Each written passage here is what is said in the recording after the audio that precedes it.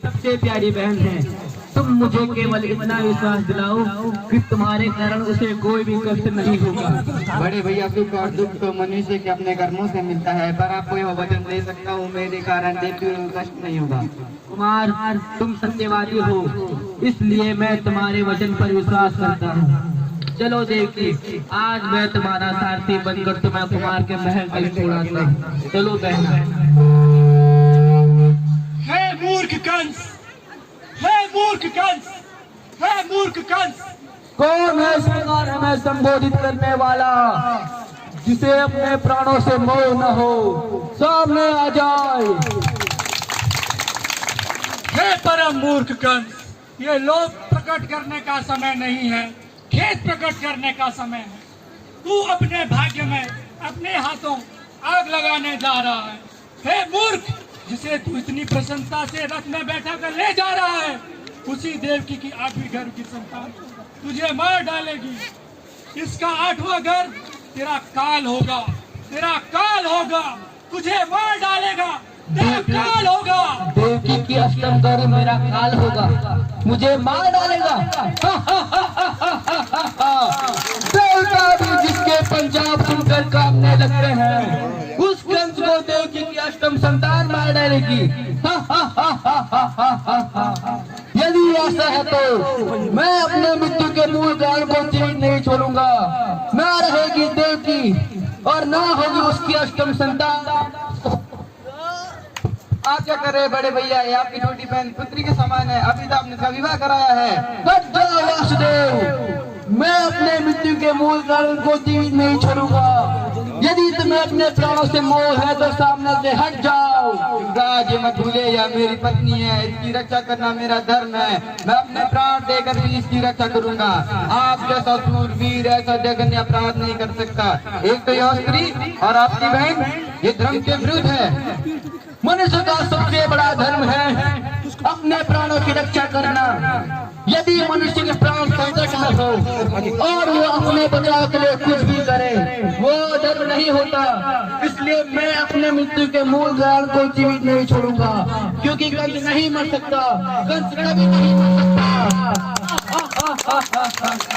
संसार में ऐसा कोई नहीं जो कभी न मर सकता। मेरे और देवकी के प्राण लेने से आप अमर हो सके और काल की पकड़ से बाहर हो सके, तो इसी क्षण आप अपने प्राण निछावर कर देते हैं। परंतु प्रकृति का यह नियम है, प्रत्येक जीव की मृत्यु भी जन्म ले लेती है, उसका काल निश्चित हो सकता है। आप जैसा सूरवीर ऐसा जघन्य कुकर्म नहीं कर सकता, जिससे संसार में लोक निंदा ना हो। मुझे लोक निंदा और नरक का भय ना दिखाओ, कंस कभी भयभीत नहीं होगा। तो इस अबला नारी है, इतना भय क्यों? बेचारी तो आपको मार भी नहीं सकती। परंतु इसकी संतान सुन रही तुमने आकाशवाणी। देवकी से आपको कोई भय नहीं, भय है तो केवल इसकी संतान से। जैसे आकाशवाणी ने कहा, मैं वचन देता हूँ देवकी को छोड़ दीजिए। मैं सूरसेन का पुत्र वासुदेव प्रतिज्ञा लेता हूँ, देवकी की प्रत्येक संतान ला कर दूंगा, चाहे तो आप उसका नाश करें, मुझे कोई आपत्ति नहीं होगी। मुझे धोखा देकर मथुरा से भाग जाना चाहते हो तो भी मैं ये वचन देता हूँ, हम दोनों मथुरा छोड़ के नहीं जाएंगे। कुमार, यदि तुमने हमारे साथ विश्वासघात किया तो हम तुम्हारे समेत पूरे विश्व वंश का नाश कर देंगे। और तुम जानते हो कि कंस में इतनी शक्ति है कि आज्ञा नहीं है। कोई नहीं रहेगा, वे आज से बंदी हो गया है। यदि तुम्हारे पास किसी ने छुपकर आने की चेष्टा की तो उसका प्राण कदापि नहीं बचेंगे। भागने की चेष्टा भूल कर भी मत करना। आपने मुझे बुलाया महाराज? हाँ, क्या ये सत्य है कि तुम देवकी का वध करने जा रहे थे? जी हाँ, ये सत्य है। तुम्हें लज्जा नहीं आती ये बात स्वीकार करते हुए? ऐसा महापाप कोई सोच भी नहीं सकता। एक स्त्री फिर बहन, उस पर तलवार उठाते समय तुम्हारे हाथ नहीं कांपे? धर्म और अधर्म का कोई विचार नहीं आया तुम्हें? मनुष्य का सबसे बड़ा धर्म है अपने प्राण की रक्षा करना। यदि मुझे किसी से भी अपने प्राणों का भय होगा, चाहे वो स्त्री हो या बालक, उसका वध करना ही मेरा सबसे बड़ा धर्म होगा महाराज। ऐसा जघन्य पाप केवल संकल्प मात्र से हम में वो भैया को कोई जो क्या नाम रखा है इसका? कीर्तिमान। कीर्तिमान? इतना नन्हा बालक और इतना बड़ा नाम कीर्तिमान। वासुदेव, हम तुम्हारी प्रतिज्ञा पालन से बहुत प्रसन्न हैं। तुम सच में सत्यवादी हो। लो इसे वापस ले जाओ। आकाशवाणी ने तो 8वें संतान की बात कही थी, यह तो प्रथम संतान है। हम इस नन्हे बालक को नहीं मारेंगे। लो इसे ले जाओ, ले जाओ। हमारे दया के पात्र बने रहोगे, अन्यथा ले जाओ के ले जाओ। एक पंखुड़ी आठ है, वे मत भूलिए विष्णु देवताओं का पक्षपाती है और वो अपने विरोधी को छल से मारता है। और इस बार उसने अपने आपके मन में ये करुणा और दया का भाव जगा दिया है कि आप निर्बल हो जाए, आपका निश्चय निर्बल हो जाए। आप पहली और आखिरी की माया जाल से निकलकर देवी की प्रत्येक संतान का वध कर दीजिए।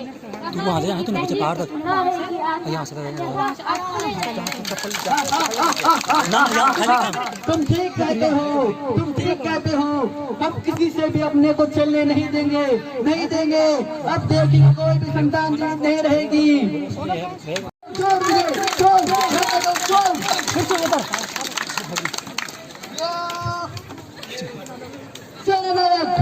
ले जाओ इन दोनों को और यमुना के पास वाली काल कोठरी में डाल दो और पूरा राज्य में मगध सेना तैनात कर दो, जिससे राज्य में कहीं चलना बचे।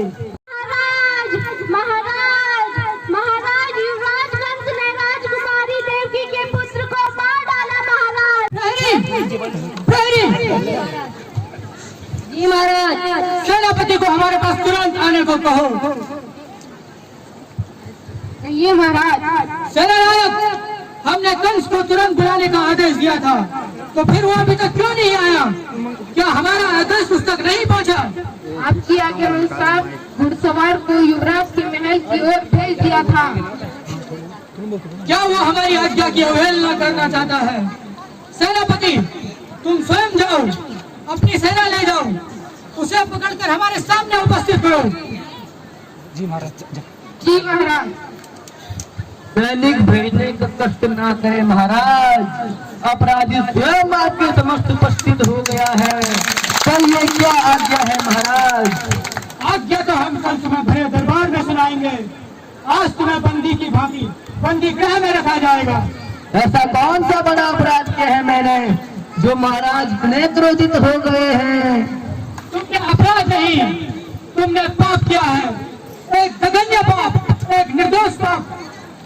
कंस के आने से पहले इस माला को लेकर गोकुल चले जाओ। परंतु देवी माता, मैं कैसे जाऊंगा? मेरे हाथों और पैरों में बेड़ियां लगी है और चारों तरफ कंस के पहरेदार भी लगे हैं। तुम स्वतंत्र हो जाओगे, अब कोई बंधन नहीं रहेगा। तुम अपने पुत्र को लेकर शीघ्र यहाँ से चले जाओ और नंदराय के घर से रख दो। अभी अभी यशोदा के घर एक बालिका ने जन्म लिया है, उसे वहाँ से उठाकर यहाँ ले आओ।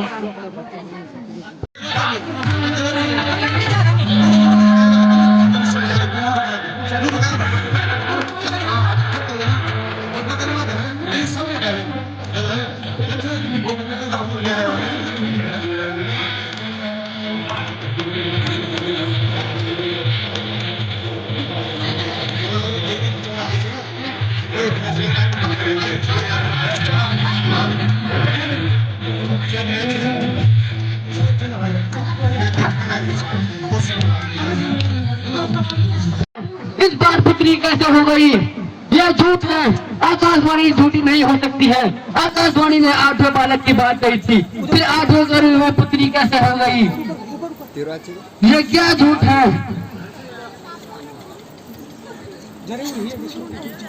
जरूर ये विष्णु की कोई चाल है। तुम तो सत्यवादी हो ना, तो तुम्हारा पुत्र कहाँ है? तुमने मेरे एक एक करके 6 पुत्रों को मार डाला, मुझे क्या बताओ कहाँ गई? मैं उनकी बात नहीं कर रहा हूँ, जो आज हुआ वो कहाँ है? बड़े भैया, जब मेरी आँख खुली तो मैंने एक बालिका को सोते हुए देखा।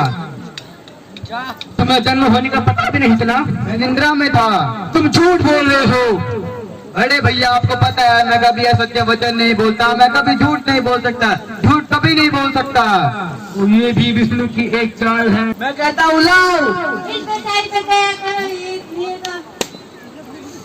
छोड़ दो, इसे मत मारो। लाओ उसे इधर दो।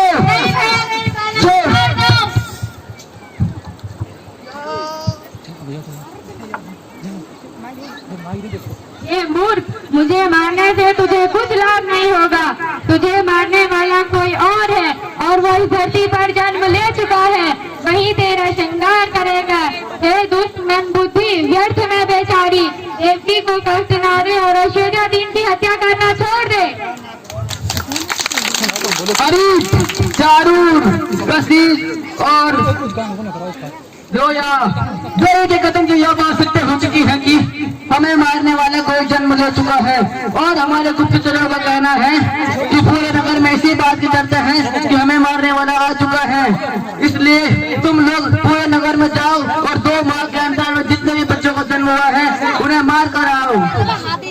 हमारे वीरता के किस्से सुने थे वो झूठ नहीं थे, वो सारे किस्से सत्य थे। इसलिए हमने मथुरा में आने के लिए तुम्हें निमंत्रण भेजा था। इसलिए हम चाहते हैं और यहाँ बैठे लोग भी चाहते होंगे कि उन्होंने जितने भी तुम्हारे वीरता के किस्से अपने कानों से सुने थे उसका एक प्रदर्शन अपने आंखों से भी हो जाए।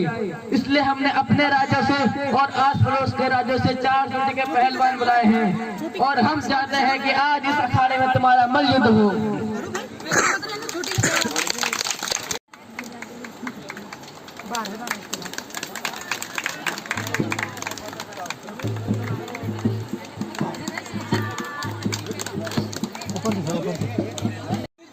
अरे तो आज दिखता करता का चिवल अरे हो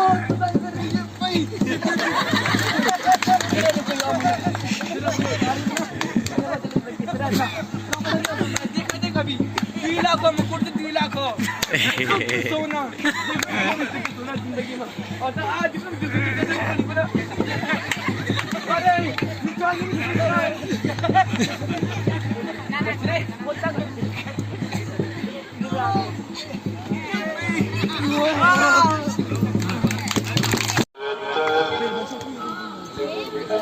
अभ्युत्थानम् अधर्मस्य तदात्मानं सृजाम्यहम्।